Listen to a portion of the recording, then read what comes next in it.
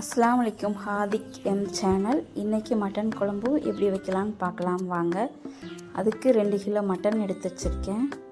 பல்லாரி வெங்காயம் 1/4 கிலோ, 4 பச்சை மிளகா, தேவைக்கு இஞ்சி பூடு, தக்காளி ஒரு 5 கட் பண்ணி வச்சுருக்கேன்.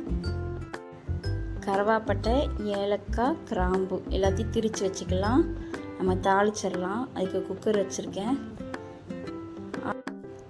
200 ஆயில் ஊற்றியிருக்கேன். அது சூடாகணுன்னு கொஞ்சோண்டு வெங்காயத்தை அள்ளி போட்டுடலாம்.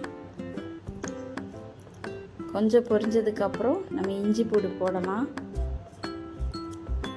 3 ஸ்பூன் இஞ்சி பூடு போடுறேன். கொஞ்சம் லைட்டாக முருவனா தான் நல்லாயிருக்கும்.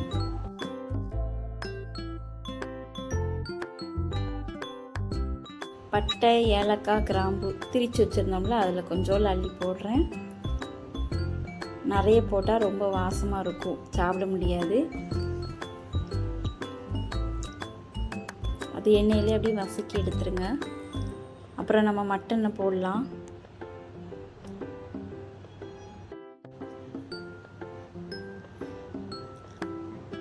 வெங்காயம், தக்காளி, பச்சை மிளகா, கருவேப்பிலை, மெயின் கருவேப்பிலை குச்சோடு சேர்த்து போடணும். அப்போ தான் நல்லா வாசமாக இருக்கும். கருவேப்பிலை போட்ட நீங்கள் எப்போ சிக்கன் மட்டன் செஞ்சாலும் கருவேப்பிலை குச்சோடு சேர்த்து பாருங்கள், நல்லா வாசமாக இருக்கும். உப்பு, மஞ்சள் பொடி, வத்தப்பொடி, வீட்டில் அரைச்ச மசாலா பொடி. எங்கள் வீட்டில் மசாலா எல்லா இதுக்குமே யூஸ் பண்ணுவோம்.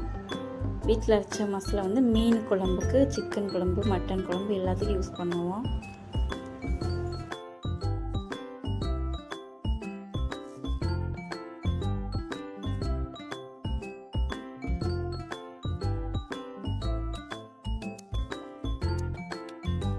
தயிர் கொஞ்சம் ஊற்றிக்கலாம். தயிர் ஊற்றினா உரப்பு தெரியாது, டேஸ்ட்டும் கொஞ்சம் நல்லாயிருக்கும். புளிப்பு சேர்றதுனால டேஸ்ட் நல்லாயிருக்கும்.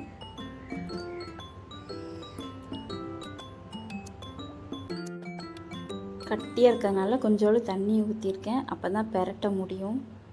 ரொம்ப கட்டியாக இருந்தோன்னா பெரட்ட கஷ்டமாக இருக்குது. மல்லி இலை, புதினா 2யும் போடுறேன். போட்டு ஒரு பெரட்டிடலாம். தேங்காய் பால் நான் அரை மூடி தேங்காய் பால் அரைச்சி பால் எடுத்து வச்சுருக்கேன். அந்த பாலை ஊற்றுறேன். ஊற்றுனதுக்கப்புறம் நல்லா கொதிக்க விடுங்க.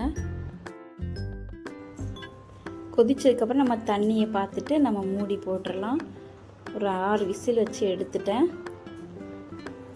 கொஞ்சம் ஒரு 5 நிமிஷம் மூடி வச்சுட்டு தான் திறக்கணும், உடனே திறக்கக்கூடாது. எடுத்து பார்த்தா வெந்துருச்சு. நல்லா சூப்பராக இருக்குது, கலர்ஃபுல்லாக இருக்குது. இது தேங்காய் சோறுக்கு தான் செஞ்சுருக்கேன். இதே மாதிரி செஞ்சு பாருங்கள்.